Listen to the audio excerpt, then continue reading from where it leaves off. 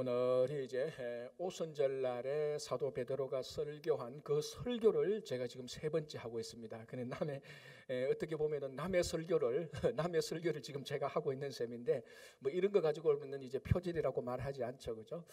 자, 베드로가 오순절날에 설교를 했던 내용, 첫 번째 내용이 뭐였는가 하면은 성령이 임했을 때 방언을 하게 될 때 그게 술 취한 것이 아니고 요엘 선지자가 예언한 내용이 성취되는 것이다. 그게 뭐냐면은 성령이 모든 사람들에게 성령이 임하실 때 너희들이 누구든지 성령을 받는 사람 누구든지 주의 이름을 불러서 구원을 얻게 될 것이다 라는 것이 첫 번째 요지였습니다.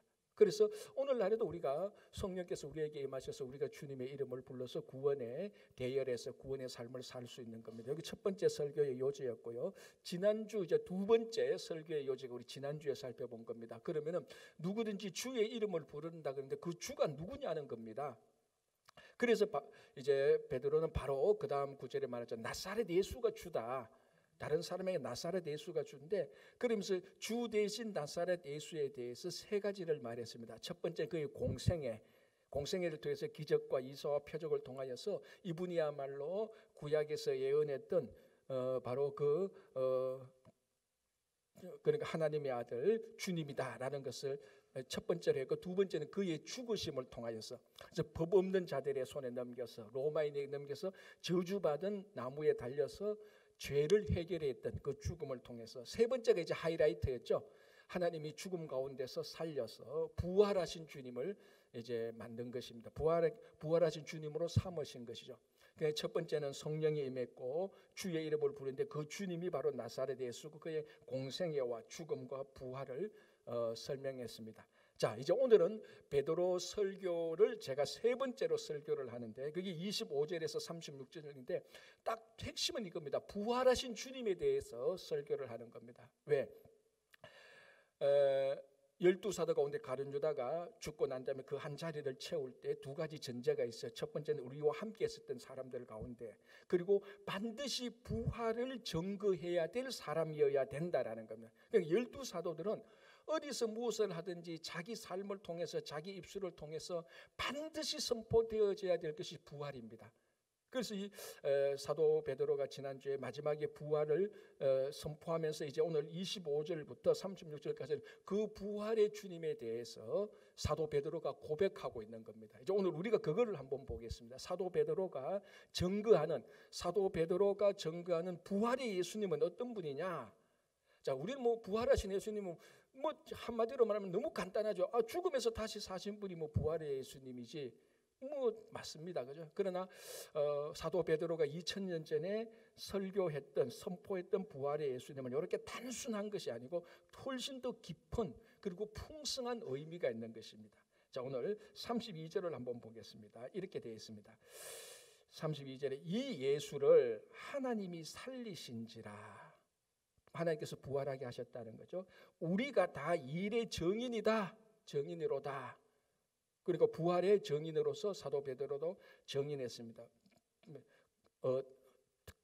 사도 베드로가 이제 증거하는 거죠. 근데 사도 베드로가 증거한 부활의 내용은 뭐냐? 그러면 자꾸 이렇게 말하지만 그게 이제 25절에서 28절까지 사도 베드로가 부활한 내용을 증거하는데, 이 내용이 이미 1000년 전에 사도 베드로가 있었던데 1000년 전에 다윗이 예수 그리스도에 대해서 부활한 그 내용을 베드로도 똑같이 고백하는 겁니다. 그러니까 베드로에게 묻죠. 당신이 말하는 부활의 내용이 뭐요? 그러면 내 부활의 내용? 옛날에 1000년 전에 다윗이 부활에 대해서 얘기했던 그것을 나도 똑같이 고백한다는 겁니다. 그게 이제 25절부터 28절까지 다윗이 고백했던 시편 16편의 말씀을 인용하면서 다윗이 예수에 대해서 부활에 대해서 이렇게 말했는데 나도 그걸 너희들에게 전한다. 이게 내 고백이다라는 것입니다. 자, 그럼 그 내용을 25절부터 28절까지 쭉 나오는데 요거를 31절에 베드로가 한 구절로 딱 정리해 놨습니다. 시편 16편에 다윗이 부활에 대해서 부활의 무엇인가라는 것에 대해서 증거한 것을 베드로는 한 줄로 딱 요약을 했습니다. 그게 31절입니다. 자, 한번 보겠습니다. 미리 본 고로, 자, 이 구절이 중요하죠. 그럼 여러분 다윗은 예수 그리스도의 부활 이전에 1000년 전 사람이거든요. 그럼 1000년 전에 메시아가 태어나고 메시아가 부활할 것을 다윗이 어떻게 알았느냐는 거지. 자, 30절에 보면 이렇게 되어 있습니다. 그는 선지자라. 여러분, 다윗을 보고 선지자라고 말했던 것 어쩌면 여러분도 오늘 처음 들었을 겁니다. 지금까지 신앙생활하면서. 다윗 그러면 누굽니까? 왕이었죠. 또 다윗 그러면 누구였습니까? 목자였죠. 다윗 그러면 또 누구였죠? 뮤지션, 음악가였잖아요. 다윗 그러면 또 누구였습니까? 그 바세바하고 간음했던 사람이죠. 다윗 그러면 누구였어요? 하나님의 마음에 합한 사람. 우리가 여러 가지로 다윗에 대해서 증거할 텐데 다윗을 선지자라고 말했던 부분은 구약에 그런 부분이 있었나라고 생각합니다. 다윗은 선지자가 사실은 아니죠. 왕이었죠. 뭐 이사야로부터 말라기까지 그 사람들이 다 선지자였지만 엘리사가 선지자였지만 다윗을 선지자라고 말한 적은 없는데 오늘 30절에 보니까 그는 선지자라. 다윗이 사실은 선지자 역할도 했다는 겁니다. 선지자가 뭡니까? 미리 아는 사람 아닙니까? 뭐 정확히 2023년 7월 31일에 해가 몇 시에 뜨고 그렇게 점치는 게 아니고 메시아가 올 것이라는 것을 알 수 있는 그러니까 이사야로부터 말라기까지 많은 선지자들이 메시아가 올 것이라고 예언을 한 거 아닙니까? 그와 동일하게 다윗이 선지자로서 그것을 미리 안 겁니다. 그래서 31절에 미리 본 고로 어떻게 해서 1000년 후의 일을 알 수 있느냐? 다윗은 선지자였기 때문에 이사야가 메시아에 대해서 예언했지 않습니까? 53장에 그는 우리 죄를 지고 그 도살장으로 끌려가는 어린 양처럼 죽었다. 이 이사야가 메시아에 대해서 예언을 했단 말이죠. 선지자로서. 그거하고 똑같이 다윗도 선지자로서 예수에 대해서 예언을 한 겁니다. 그게 31절에 미리 본 고로 선지자였으니까 이사야와 예레미야 같은 선지자였으니까 이런 얘기를 말할 수 있다는 겁니다. 자, 그러면은 내용이 무엇입니까? 31절에 한 구절로 말하죠. 자, 31절에 미리 본 고로 그리스도의 부활을 말하되 그가 음부의 버림이 되지 않고 그가 지옥의 버림이 되지 않고. 당연하죠. 예수님이 부활하시는데 지옥의 버림이 되지 않습니다. 자, 그런데 우리 여러분 영어 사도신경을 보면요, 예수님이 지옥에 갔다는 구절이 분명히 있습니다. 그래서 사도신경을 한국말로 우리가 사도신경으로 고백하는 거하고 영어로 고백하는 거하고 한 문장이 다릅니다. 영어로 보면 He descended into hell 되어 있습니다. 그건 지옥에 가셨고, 근데 한국말에는 그걸 뺐습니다. 이 논란이 너무 되기 때문에 설명을 하면 또 이게 확신이 막 논란이 되기 때문에 그것 빼도 신앙 고백에 문제가 없기 때문에 한국말에는 He descended into hell, 그가 지옥에 가는 것을 뺐습니다. 그런데 영어 사도신경에는 그는 지옥에 가셨다. 왜? 지옥에 있는 영혼들을 구원하시기 위하여서. 그래서 예수님의 영혼이 지옥에 버림을 받은 게 아니고 지옥에 버림받은 영혼들을 구하려 지옥에 가신 적은 있어도 그분이 지옥에 버림받은 적은 없다는 겁니다. 자, 요거는 나중에 우리가 한번 중요한 문제가 될 때 한번 좀 더 자세히 보고요. 오늘 이제 실제 우리 삶에 있어서 부활이 우리와 어떤 연관이 있느냐에 대해서 이제 한번 보겠습니다. 그다음 구절에 뭡니까? 그가 음부의 버림이 되지 않고 그의 육신이 썩음을 당하지 아니하시리로다. 자, 우리가 부활했다라고 말할 때, 자, 예를 들어서 이제 의사 진단으로 이 사람은 죽었습니다 라고 말할 때 무엇을 죽음으로 규정하죠? 숨 안 쉬거나 뭐 심장이 멈추거나 의학적으로 심장이 멈췄을 때 아니면 대뇌 활동이 멈췄을 때 어쨌거나 그 의견 차이는 있을지만 육신의 활동이 멈췄을 때입니다. 그죠? 사람이 죽었다라고 말 때 육신의 상태를 보고 죽었다고 말하죠. 과학적으로. 영혼의 상태를 보고 죽었다 살았다는 건 그거는 종교적인 영역이지 우리가 의학적으로 말 때는 육신을 보고 죽었다라고 말하고, 그런데 이 사람이 화장하려고 장례식 하는데 관을 열고 살아났단 말이죠. 뭘 보고 살아났다고 말하니까 육신이 움직이니까. 그러니까 우리가 실제적으로 한 사람이 부활했다라고 말 때 가장 당면적으로 직접적으로 살아났다고 말 때는, 죽었다라고 말 때는 육신이 죽고 육신이 사는 거예요. 그게 실제 지금 우리 삶의 문제입니다. 그죠? 자, 뭐라고 말하는가 하면은 다윗이 부활에 대해서 뭐라고 증거했느냐? 베드로가 나도 다윗이 말한 것에 동의한다. 한 문장으로 말하면 그는 지옥의 버림을 받지 않고 그의 육신이 썩음을 당하지 아니한다. 사람의 육신이 죽으면 다 썩지만은 그는 부활하기 때문에 썩지 않는다라고 말하면서 요 구절을 26절 끝부분에 이렇게 아름답게 신앙적으로 표현하고 있습니다. 26절 끝부분에 육체도 희망에 거하리니라고 말하고 있습니다. 육체 부활을 믿는 자들에게는, 부활을 경험하는 자들에게는 우리들의 육체가 희망 속에 있다는 겁니다. 굉장히 뭐라고 말하면 시적인 표현이죠, 그죠? 굉장히 시적인, 육체가 희망에 있다. 모든 육체가 희망이 있다. 이게 부활의 눈으로 볼 때 부활의 영역에서만 육체가 희망이 있는 것이, 부활이 없다면 육체는 마지막에는 결국 다 썩고 부패하고 없어지는 겁니다. 그런데 부활이 있기 때문에 지금 있는 이 육체도 우리들이 희망이 있다는 겁니다. 자, 예수님께서 공생의 3년 동안 3명의 죽은 자를 살리셨습니다. 그죠? 자, 지금 성경 퀴즈 대회 하는 거 아니에요. 지금 성경 퀴즈는 오늘 오후에 하는 거고, 첫 번째가 누굽니까? 회당장 야이로의 딸 살렸죠. 두 번째는 누굽니까? 나사로를 살렸죠. 세 번째가 누굽니까? 나인성 과부의 아들을 살렸죠. 자, 여기서 실제로 이제 그 사람이 살아난 것에 대해서 리얼하게 표현하고 있는 게 뭐냐면은 야이로 회당장의 딸입니다. 예수님께서 그 가니까 막 그 집안이 막 난리가 난 거예요. 그 어린 소녀가 죽었으니까. 그리고 회당장이니까, 회당장은 그 마을의 지도자 아닙니까? 그러니까 막 그 딸이 죽었으니까 슬프고 통곡합니다. 그래서 그때 예수님께서 뭐라고 말합니까? 이 아이는 죽은 것이 아니다. 뭐라고 말합니까? 잠을 잔 것이다라고 말합니다. 실제로 그 아이는 죽은 것이죠.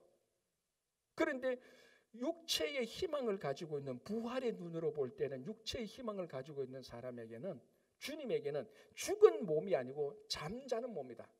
자, 여러분들의 가족 가운데 여러분들의 손주나 배우자나 부모나 어느 누가 집에 가서 잠자고 있는 사람을 보고 소망을 가집니까? 안 가집니까? 지금 자고 있지만 잠자고 있는 게 죽은 것 같지만은 잠 깨면은 다시 활동을 하지 않습니까? 그게 죽은 몸이라 할지라도 부활의 주님에게는 다 잠자는 것처럼 보이는 것. 그러니까 잠자는 몸, 죽은 몸 같이 보이는 잠자는 몸에도 그 육체에도 희망이 있다는 겁니다. 왜? 부활이 함께할 때. 그래서 예수님께서 뭐라고 말하는가? 달리다 쿰, 일어나라라고 말합니다. 여러분 일상 쪽에서 여러분 가서 잠자는 사람은 야야 일어나, 여보 일어났어요, 이거하고 똑같단 말이에요. 예수님 가서 야 소녀야 일어나라, 이거하고 똑같습니다. 여러분들이 가서 죽은 사람한테 일어나세요라고 말합니까? 말 안 하죠. 왜? 이 육체는 희망이었기 때문에, 죽은 육체는 희망이었기 때문에 여러분들이 가서 일어나라고 말 안 합니다. 그러나 부활의 주님께서 보실 때는 죽은 육체라 할지라도 희망이 있기 때문에, 부활 때문에 희망이 생기기 때문에 달리다쿠움 일어나라 하니까 그 소녀가 일어난 것입니다. 그러니까 26절에 육체도 희망에 거한다. 왜? 이게 부활의 아주 아름다운 시적 표현, 우리가 실제로 가지는 표현들 아닙니까? 자, 그러면은 나사로를 보십시오. 나사로는 이거보다 더합니다. 나사로가 그 마을에 도착했을 때 마리아 마르다하고 얘기하고 그 나사로의 시신이 있는 그 무덤에 가지 않습니까? 그때 사람이 뭐라고 말합니까? 여기 왜 오셨냐? 우리말로 하면은 여기 왜 왔습니까? 올라면 일찍 오시지. 죽은 지가 나흘 되었다. 그리고 벌써 썩는 냄새가 난다라고 말했습니다. 이 말은 뭐냐면 죽은 지 4일이 되었기 때문에 지금 부패가 되고 있다. 당신 여기 왜 왔냐? 오려면 일찍 오지. 일찍 오라고 기별을 보냈잖아. 그런데 왜 이제 와서 이 무덤가에 와서 뭐 하느냐? 그러니까 그 무덤 안에 있는 나사로의 시신을 보고 아무도 희망을 가지지 않았습니다. 그 육체에 대해서. 부패하고 지금 썩어가고 있다. 아무도 희망을 가지고 않는데 부활의 주님에게는 냄새가 나고 있는 그 시신조차도 부활의 주님에게는 그 육체가 희망이 있는 겁니다. 뭐라고 합니까? 나사로야 나오너라라고 말해요. 희망이 없다면 나오라고 말을 못하죠. 그래서 온몸에 수의를 입은 채로 나사로가 나오는, 우리가 그걸 보게 되는 겁니다. 뭡니까? 부활이라는 것은 우리가 여러 가지로 우리가 규정할 수 있습니다. 그죠? 우리의 영혼이 지옥에 버림을 받지 않는 것. 오늘 특별히 우리 실제적인 우리 삶 속의 부활은 뭐냐? 우리 모든 육신의 희망을 갖는 것입니다. 지금 당장 우리가 가지고 있는 이 육신에도 희망이 있는 것이고, 설령 우리가 호흡이 멈추고 심장이 멈춘다 할지라도 우리는 내가 의식을 못한다 할지라도 그 육신은 희망이 있는 겁니다. 왜? 부활은 다시 일으키니까. 그래서 지금 여러분들이 가지고 있는 이 육신에 대해서 부활을 믿는다면 희망을 충분히 가질 수 있죠. 연세 드신 분은 몸이 연약해서 이제 내가 노쇠해서 이 몸 가지고 뭐 할 거냐? 그거 아니라는 겁니다. 부활의 희망, 부활은 그 아주 연세들은 노쇠한 노인의 몸에도 희망이 있고, 병든 몸에도 희망이 있고, 아주 어린 나이에 연약한 몸에도 희망이 있고, 그래서 이 부활을 볼 때는 장애인으로 태어난 아이의 그 육신에게도 희망이 있는 것입니다. 그래서 이 부활의 힘은 여러 가지가 있지만 가장 직접적으로 우리 육신의 희망을 가지는 겁니다. 자, 요까지는 예수 안 믿는 사람들한테도 다 알아들어요. 그렇지, 그 죽음이라는 것이 우리 몸이 죽는 것이고 부활은 우리 몸이 사는 것이지. 이건 예수 안 믿는 사람들한테도 제가 요까지 설교하면 고기를 다 끄떡일 겁니다. 그러나 우리는 여기서 믿음이 있는 자들에게 한 가지 더 육신의 희망이 있는 것과 같이 생각해야 될 게 있습니다. 자, 하나님께서 우리에게 주신 육신으로 가지고 우리 뭐 합니까? 하나님이 일을 하는 겁니다. 우리는 부활의 주님께서 내 육신에게 희망을 주시고, 그 희망을 주신 것을 가지고 있다는, 내 육신에 대한 희망을 가지고 있다는 것은 1차적으로 내가 건강하게 살고 내가 이 육신 가지고 이 땅에서 즐겁게 산다는 것이 1차적이지만, 이 1차적인 것은 세상 사람도 다 똑같이 누리는 겁니다. 우리는 거기서 하나 더 나가야 된다. 그게 뭡니까? 이 육신 가지고 해야 될 하나님의 일에 희망이 있다는 것입니다. 자, 어떤 한 권사님이 정말로 건강하고 행복하게 사시다가 암이 걸렸습니다. 다행히 이게 폐암 1기라서 병원에 가니까 요즘 얼굴이 좋아서 이제 수술하면 금방 살 수 있습니다. 지금까지 건강하게 살다가 암이라는 걸 딱 걸리고 나니까 지금까지 살아온 인생을 한번 되돌아보면서 자기 몸에 대해서 다시 생각을 합니다. 하나님께서 내게 주신 이 몸 가지고 내가 참 일도 열심히 했고, 그리고 맛있는 것도 열심히 먹었고, 가고 싶은 데도 마음대로 갔다. 참 하나님께 주신 이 건강으로 제가 암을 걸려고 보니까 육신에 대해서 내가 뭘 했는가를 생각해 보는 겁니다. 참 감사하죠. 여러분 우리가 다리가 부서지거나 몸이 아프거나 하면 육신에 대해서 생각하지 않습니까? 그런데 이 권사님이 내가 참 일도 했고 먹을 것도 잘 먹고 가고 싶은 데도 많이 갔고, 딱 이렇게 치는데 하나가 딱 걸린 거예요. 내가 이 교회 직분 받아서 하나님께서 주신 건강 가지고 하나님의 일을 제대로 못했구나라는 생각이 그때 딱 드는 겁니다. 내가 주일 성수도 몸이 건강하니까 주일 성수도 안 했다는, 왜? 할 게 많으니까, 건강하니까 갈 데도 많고 먹을 것도 많고 만날 사람도 많고 일도 해야 되고, 이 전부 다 건강한 육신으로 하는 것 아닙니까? 그런데 딱 아파 보니까 진짜로 건강한 육신으로 해야 되는 것이 하나님의 일이었구나라는 것을 그제서야 깨닫게 되는 거예요.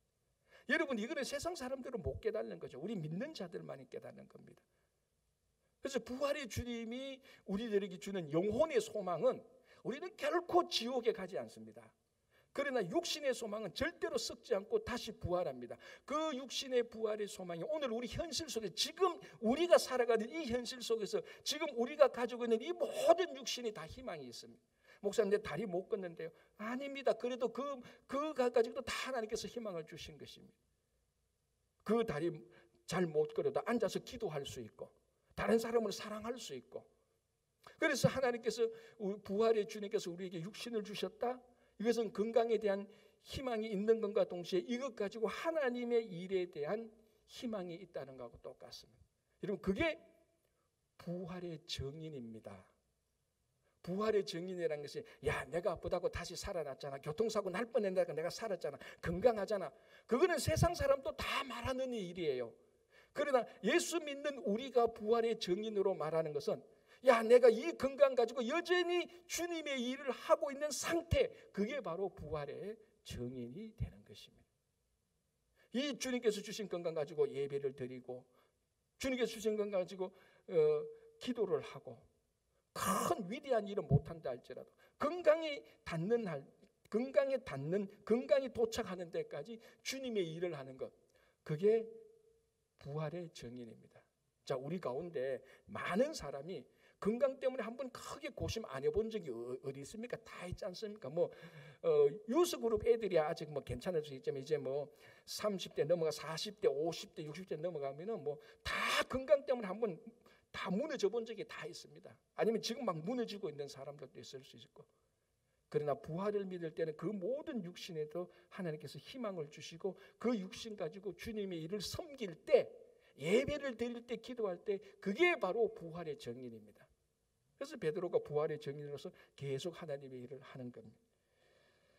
자, 마지막 절 보겠습니다. 30절. 그럼 이 부활의 증인이, 하나님께서 이 부활의 증인을 어떻게 사용했냐는 겁니다. 사용? 좀 이상하지만 보겠습니다. 36절. 그런즉 이스라엘 온 집은 확실히 알지니 너희가 십자가에 못 박은 예수를 하나님이 주와 그리스도가 되게 하셨느니라. 자, 이 부활하신 주님을 하나님께서는 두 직분으로 삼으셨습니다. 첫 번째가 뭡니까? 주. 그리고 뭡니까? 그리스도. 이거는 부활의 주님만 영원토록 할 수 있는 사역이고 영원토록 감당할 수 있는 직분입니다. 부활하신 주님만에게 주어지는 직분과 호칭과 사역이 주님으로서, 그리고 그리스도라는 것입니다. 자, 먼저 우리 주에 대해서 살펴보겠습니다. 주는 주인이란 말인데, 이 사도 베드로는 예수님이 자기의 주인이 된다는 것을 다시 한번 어떻게 증거하는가 하면은 또 다윗을 예로 드는 것입니다. 다윗이 예수님이 자기가 주님이 된다는 그 고백을 다윗은 베드로는 또 그대로 받아들입니다. 아까 다윗이 부활하신 주님의 고백을 베드로가 받아들인 것처럼 이번에도 똑같이 다윗이 예수가 주님이 된다는 고백을 똑같이 또 받아들입니다. 그래서 35절 이렇게 되어 있죠. 34절 35절.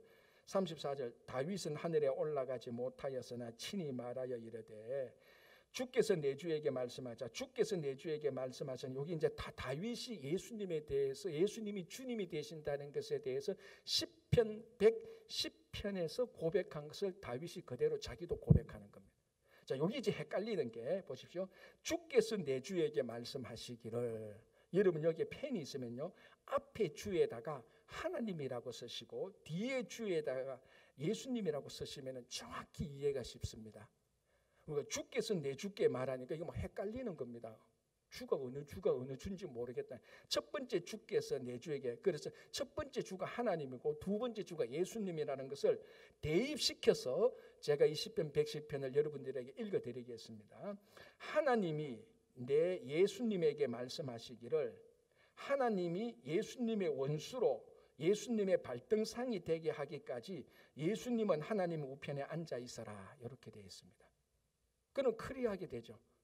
하나님이 예수님에게 말씀하셨습니다. 하나님이 너의 원수, 자, 하나님이 예수님의 원수가 누굽니까? 사탄 아닙니까? 그게 창세기 3장 15절에 나오는 그 원시복음을 여기서 이루는 겁니다.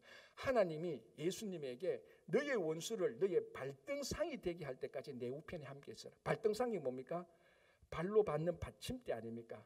이 발등상이 된다는 건 뭔가 하면 전쟁에서 상대방을 이기면 상대방의 패장을 발등상으로 삼는 겁니다. 그때 완전히 승리했다는 표시가 되는 거죠. 그래서 예수님께서 대적 사탄을 발등상으로 삼아버리는 겁니다.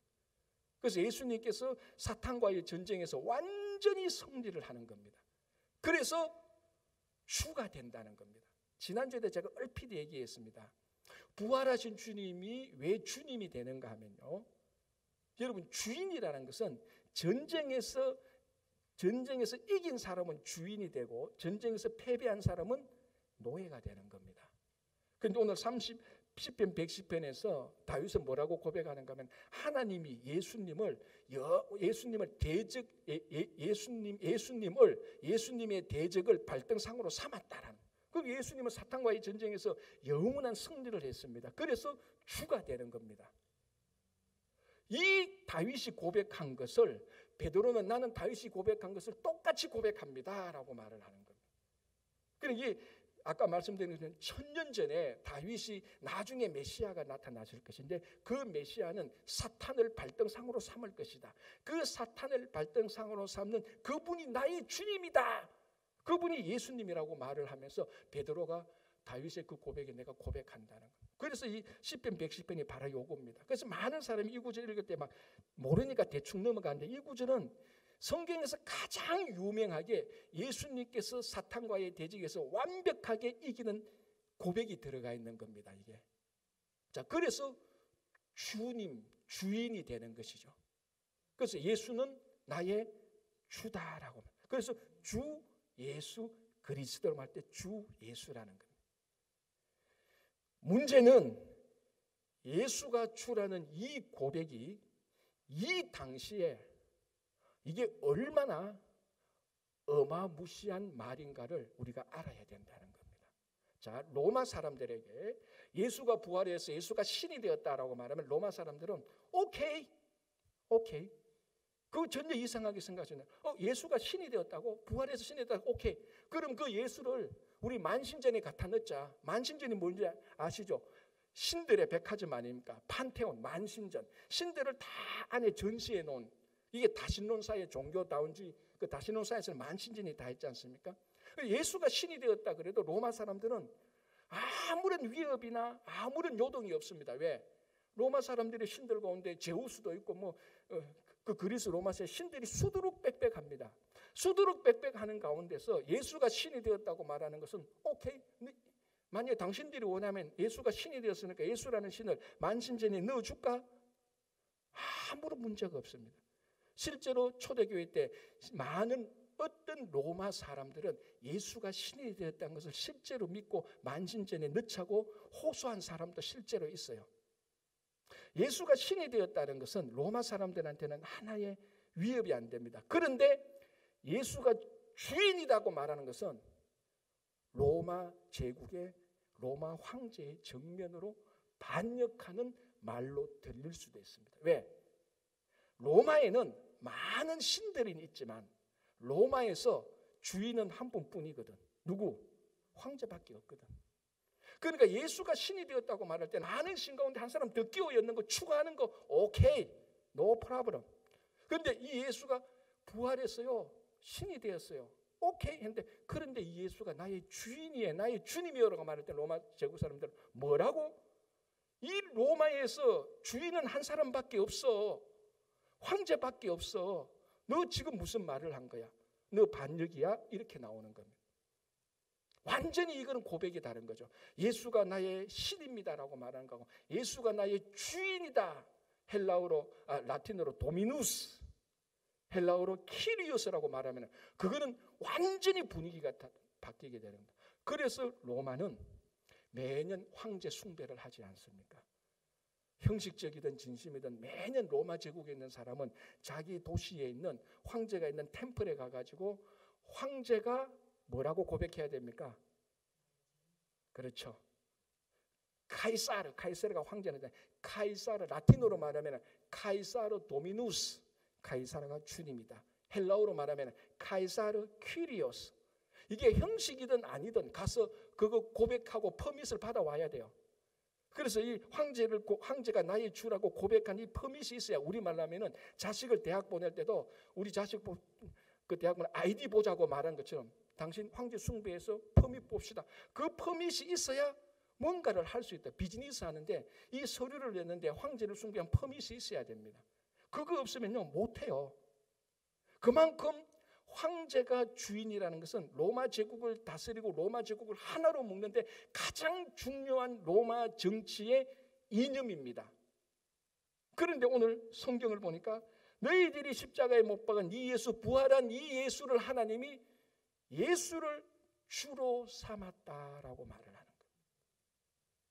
아니 신으로 삼았다가 주로 삼았다. 이걸 보는 로마 제국의 신하들은 이거 반역 문서구문 이거 말하는 사람 누구야? 이거 따라간 사람 다 데리고 와. 잡아서 처형시킨. 자, 그게 이제 그 유명한 여러분들이 중고등학교 때, 대학 다닐 부흥회 때 반드시 지금까지 한 번쯤 돌아봤던 이 초대교회의 가장 유명한 순교자가 있습니다. 누굽니까? 폴리캅. 안 들어봤어요? 뭐 폴리캅 끊기 뭐 파충류 이름 같다라고 말하면 이 큰일입니다. 이 이야기는 너무나 유명하기 때문에 대부분 설교자가 이제는 안 합니다. 왜? 그 폴리캅 설교하면은 뻔한 얘기, 목사님 설교 준비할 게 없어가지고 폴리캅 얘기하는구나, 그렇게 말할 정도로 너무나 유명한 사람이 폴리캅 주교가 있었어요. 이 폴리캅 주교가 나는 이 사람이 황제 숭배를 안 하는 겁니다. 그래서 로마 군인한테 체포되었습니다. 그래서 로마 정부에서 원형 경기장에 사람 불러 모아서 본을 보여라. 이 폴리캅이 황제를 주라고 고백하는 것이 얼마나 큰 효과겠습니까? 그죠? 모든 사람들 존경하는 폴리캅이 원형 경기장에 서서 사람들한테 본을 보여서 황제 그 카이사르 도미누스 말하면 사람들이 와 하고 막 그 모든 사람들이 황제 밑에 하나로 쫙 되잖아요. 그런데 폴리캅이 그걸 안 한단 말이죠. 그래서 폴리캅 원형 경기장에 불러서 얘기하면 옆에 신하들이, 로마 군인들이 폴리캅을 너무 존경하고 좋아하고 놓아주기를 하니까, 주교님 한 번만 말해달라고.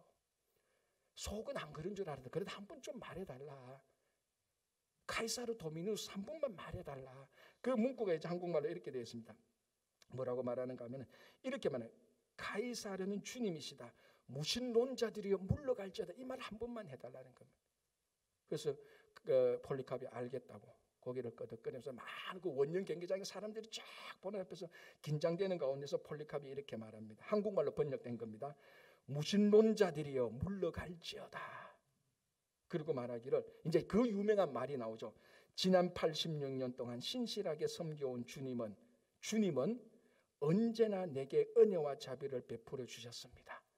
그런데 내가 어찌 그런 주님을 부인할 수 있겠습니까? 예수 그리스도는 주님입니다라고 말해요. 로마 군인들이 더 이상 안 된다, 화형시켜라. 그래서 그 사람들이 보는 가운데서 그것을 순교당하지 않습니까? 핵심은 하나입니다. 예수가 주라는 것입니다. 이게 그러니까 오늘 사도 베드로가 말하죠. 십자가에 못 박은 이 예수, 부활하신 이 예수를 하나님께서 주로 삼았다.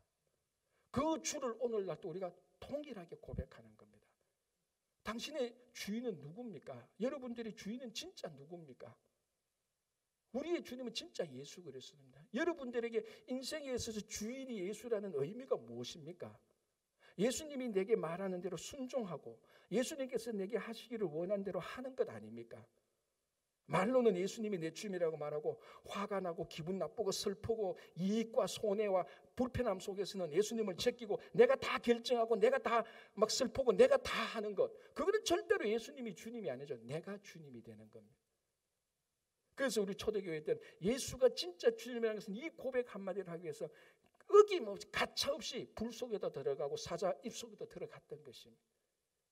오늘날 그렇게 보면 우리들은 예수님을 주는 것은 너무 그 의미도 모르고 예수님에게 주인 되신 예수님에게서 내 인생의 자리도 내어주지 않고 내어주는 척하지만 급하고 중요하고 낙담되거나 어려움이 닥치면 예수님을 제끼고 내가 일 처리를 다 하는 것, 그건 예수님이 주님이 아니지 않습니까? 제가 몇 년 전에 이런 얘기 했던 것인데 제가 참 이야기를 듣고 굉장히 재밌게 들었던 얘기인데요. 한국의 천안에 가면 독립기념관이 있습니다. 이제 단체 여행을 같이 특히 경로원, 우리말로 하면 데이케어에서 많이 갑니다. 이제 그 나들이를 가는데 할머니가 다리가 아픈 거에 자꾸 돌아다니니까 좀 앉아야 된다는 얘기. 보니까 앞에 의자가 반듯하게 있는 거예요. 그 의자에 앉았습니다. 앉자마자 경비원이 막 불이 나게 와가지고 얼굴에 정색을, 할머니 여기는 김구 선생님이 앉던 자리입니다. 여기 앉으면 안 됩니다라고 말해. 할머니가 알았다고. 그런데 자리를 안 비키는 거예요. 할머니 김구 선생님이 앉은 자리니까 자리 비키라니까요 하니까 할머니가 가만히 앉아있다가 눈 멀뚱멀뚱 뜨고 뭐라고 말했죠? 이 양반아, 주인엄마 비켜주면 안 되나 이렇게 말했다는 거예요. 주인엄마 비키는데 왜 그 김구 선생이 누군가를 모르는 거예요. 그런데 거기에 중요한 의미가 있죠. 이 의자의 주인이 오면 나는 비켜주겠다는 거예요. 우리 인생의 주인이 오면 우리는 그 자리를 내놔야 되잖아. 부활하신 예수님께서 우리 인생의 주인으로 왔는데 우리는 그 자리를 안 내놓는 겁니다. 어쩌면 그 독립기념회 할머니는 진짜 김구 선생님이라고 누가 왔으면 그 자리를 내어줄 수 있을 겁니다. 왜냐하면 주인이니까.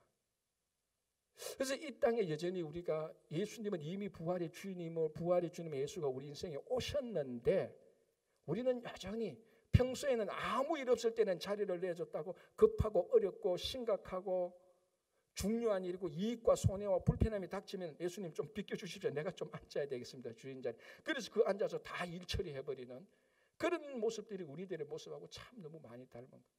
여러분 주인이 오셨습니다. 자리를 내어주셔야 되는 겁니다. 그죠? 자, 그 다음에 뭡니까?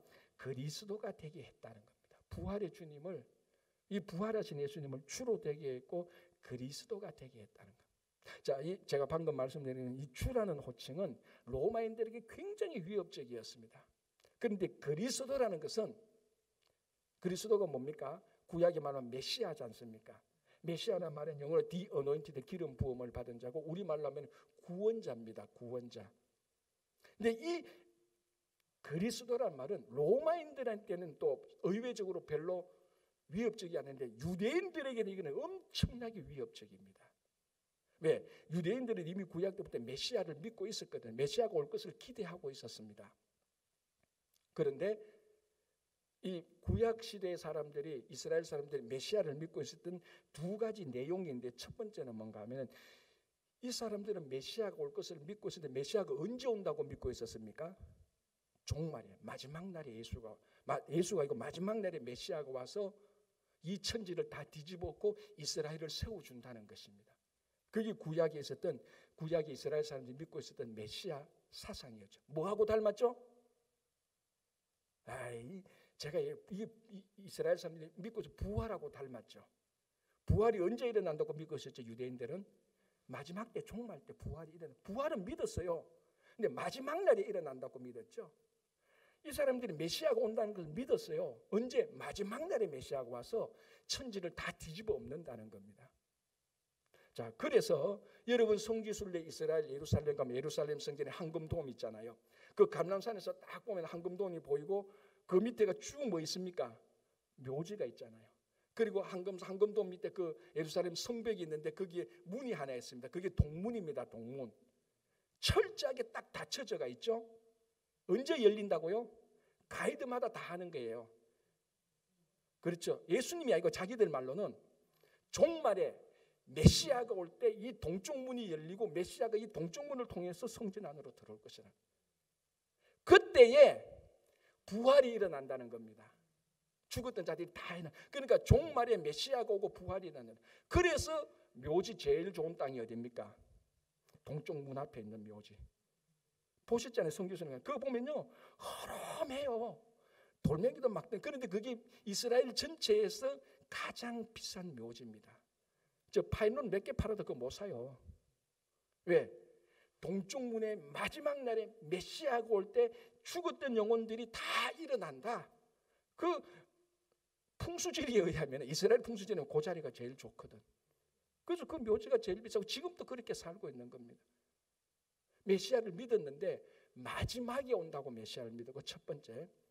두 번째가 뭐냐면은 메시아를 믿었는데 그리스도를 믿었는데 나사렛 예수는 아니라는 겁니다.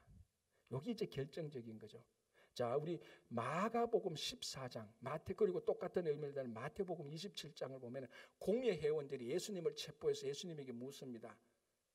네가 하나님의 아들이냐라고 묻습니다. 마가복음에 보면 네가 찬송받을 이의 아들이냐라고 묻습니다. 예수님이 뭐라고 대답하죠?